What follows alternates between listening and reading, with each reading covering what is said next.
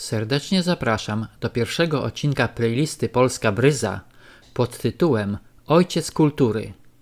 W odcinku tym opowiem o polskim patriocie sprzed ponad 800 lat.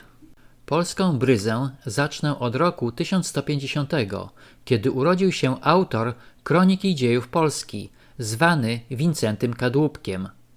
Kadłubek uważany jest za jedną z najważniejszych postaci w dziejach literatury i historiografii polskiej i określany jest mianem Ojca Kultury Polskiej.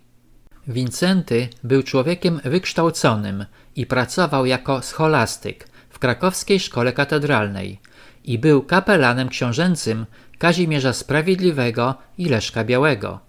Piastował również stanowisko biskupa krakowskiego, ale na 5 lat przed śmiercią zrezygnował z urzędu i osiadł w klasztorze cystersów w Jędrzejowie, gdzie zmarł 8 marca 1223 roku.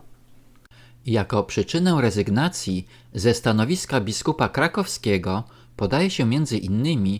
pożar skarbca katedry krakowskiej od uderzenia pioruna i Wincenty uznał to za zły znak, który skłonił go do decyzji. Niektórzy, jak Marcin Bielski, zarzucają Kadłubkowi nakładanie podatków na duchownych, przeznaczonych rzekomo na prowadzenie przez księcia Leszka Białego wojny.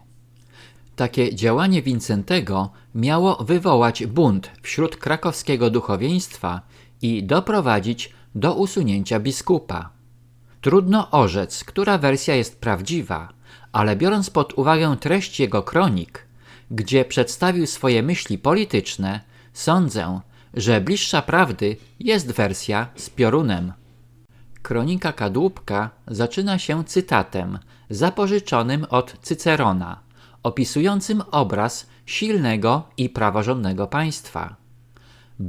Była ongi cnota w tej Rzeczypospolitej, którą senatorowie niby jakoweś świeczniki niebieskie opromienili nie zapisaniem pergaminowych kart wprawdzie, ale najświętszych czynów blaskiem.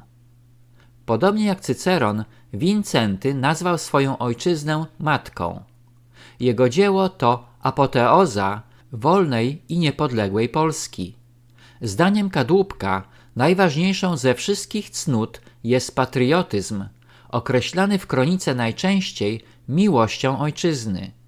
Wincenty uważał, że patriotyzm polega na gotowości do zbrojnej obrony niepodległości Polski w razie niebezpieczeństwa oraz z codziennej obrony wolności Polaków. Według kronikarza starodawna wolność Polaków jest wartością najwyższą i polega na przestrzeganiu przez obywateli i władzę praworządności. Największym nikczemnikiem jest ten, kto nie żałuje utraconej wolności, a najgorszym władcą taki, który odbiera wolność obywatelom Rzeczypospolitej. Społeczeństwo zorganizowane w państwo powinno opierać się na sprawiedliwości, którą wyrażać winien system prawny. Kadłubek skonstruował własną definicję sprawiedliwości.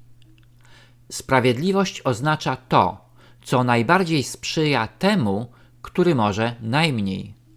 Kadłubek, korzystając ze wzoru Republiki Rzymskiej, pisał, że państwo powinno wspierać się na 2 filarach – wojsku i prawie. Przestrzegał on przed odrzucaniem religii. Niezbożną bowiem jest rzeczą nie czcić tego, co rozum ustanowił, co ma we czci bogobojny obyczaj przodków. Prawo boskie określa prawo ludzkie. Dla Kadłubka Kościół był przede wszystkim opiekunem ubogich i prześladowanych. Z pogardą wypowiadał się o pieniądzach i za najważniejsze cnoty uważał mądrość, ubóstwo, pokorę i wierność. Zgodnie z duchem epoki, dla Wincentego chrześcijaństwo było jedyną prawdziwą religią, której trzeba bronić i rozszerzać na cały świat. Dlatego Wincenty popierał krucjaty i pochwalał walkę z pogańskimi Prusami. Był on pierwszym uczonym i pisarzem Polakiem, który w swoim traktacie o dziejach Polski wprowadził dziedzictwo cywilizacyjne starożytnej Grecji i Rzymu. Uczeni z XIX i XX wieku podważali autorytet Kadłubka jako rzetelnego historyka. Według nich Wincenty był przedstawicielem XII-wiecznej szkoły dziejopisarskiej, która wykład historii pojmowała nie jako relację o faktach, ale zestawienie i objaśnienie literackich przykładów.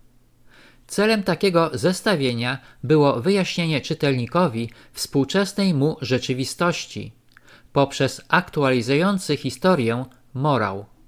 No cóż, tutaj nie zgodzę się z owymi uczonymi, gdyż historia jako wykład i zestawienie suchych faktów historycznych jest przede wszystkim nudna i nie niesie ze sobą najważniejszego przesłania, do którego została stworzona. Historia ma przede wszystkim wskazywać na błędy przeszłości, których należy unikać, i ukazywać prawdę ukrywaną w naszej rzeczywistości. Jeżeli Wincenty wyjaśniał ówczesną rzeczywistość na podstawie historii czy literackich przykładów, to należy go uznać za prekursora takiego postrzegania historii, a nie zarzucać mu nierzetelność i podważać jego autorytet. Zwróćmy uwagę na myśl polityczną Kadłubka w dziejach Polski. To właśnie Kadłubek nazwał po raz pierwszy państwo polskie Rzeczypospolitą i według niego Polska nie była własnością monarchy, lecz społeczeństwa rządzącego się prawem stanowionym i wybierającego sobie władców. Według Wincentego Rzeczypospolita winna stać się ojczyzną ludzi wolnych, bronioną męstwem swych obywateli, tworzących jeden naród. W swoim traktacie historycznym udowadnia tezę, że najważniejszą wartością w życiu każdego człowieka i całej społeczności jest dobro ojczyzny oraz próbuje odpowiedzieć na pytanie sformułowane na pierwszych kartach kroniki: pod kim zaczęło się dzieciństwo naszych konstytucji? Sądzę, że jego pytanie można zinterpretować jako pytanie, kto i kiedy zapoczątkował prawo regulujące zasady funkcjonowania państwa oraz prawa i obowiązki obywateli. Kadłubek napisał swoje dzieło ponad 800 lat temu, ale jego tezy są ponadczasowe. Jak pisał, Polska nie jest własnością monarchy ani rządu, ale społeczeństwa, które ma wybierać władców, włodarzy. Niestety, współczesna rzeczywistość, jak i postawa niektórych obywateli nazywających siebie Polakami jest zaprzeczeniem myśli Kadłubka, którego można nazwać patriotą, rozumiejącym pojęcie narodu i broniącym jego wartości. 26 kwietnia 1633 roku dokonano ekshumacji domniemanych szczątków kronikarza. W protokole ekshumacji, którą nadzorował superior krakowskich jezuitów Fryderyk Szembek, napisano, że w grobie pochowano mężczyznę słusznego wzrostu o wysoko sklepionej czaszce. Prawie 4 miesiące później, 19 sierpnia, biskup Remigiusz Koniec-Polski dokonał elewacji szczątków Wincentego. Napis na ścianie, gdzie złożono szczątki, głosił: tu wzór pokory chrześcijańskiej, wielebny sługa Boży Wincenty Kadłubek spoczywa w pokoju, którego prochy i czcigodne kości staraniem Remigiusza Koniec-Polskiego, biskupa chełmskiego i opata jędrzejowskiego i zakonników tegoż klasztoru po 410 latach z pierwszego grobu na środku chóru i z prochu ziemi przez publiczną władzę podniesione. W tym miejscu uczciwie złożono. Roku 1633, miesiąca sierpnia 19. W roku 1764 Wincenty Kadłubek ogłoszony został błogosławionym Kościoła katolickiego. Z kronik Wincentego Kadłubka wyraźnie widać troskę kronikarza o dobro ojczyzny, gdyż zauważył on, że ówczesna XII-wieczna Rzeczypospolita nie była już silnym i praworządnym państwem jak wcześniej.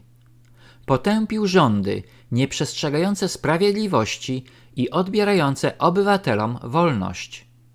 Jego myśli idealnie pasują do rzeczywistości stworzonej przez sługi zła, zajmujące najwyższe urzędy w naszym małym imperium. Wydaje się, że przykład Wincentego Kadłubka jest jednym z nielicznych w dziejach Polski, w którym doceniono jego dzieło i myśli polityczne zgodnie z zasługami.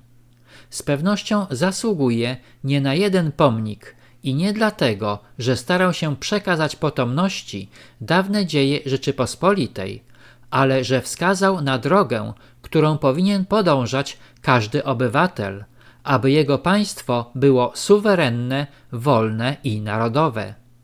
Przedstawione przez niego wartości kultury starożytnej Grecji i Rzymu są szczególnie istotne w naszych współczesnych czasach, gdzie demokracja, sprawiedliwość i wolność są iluzoryczne, nie wspominając o prawdzie, która nie jest w modzie, a umiejętność kłamania staje się główną zaletą polityków.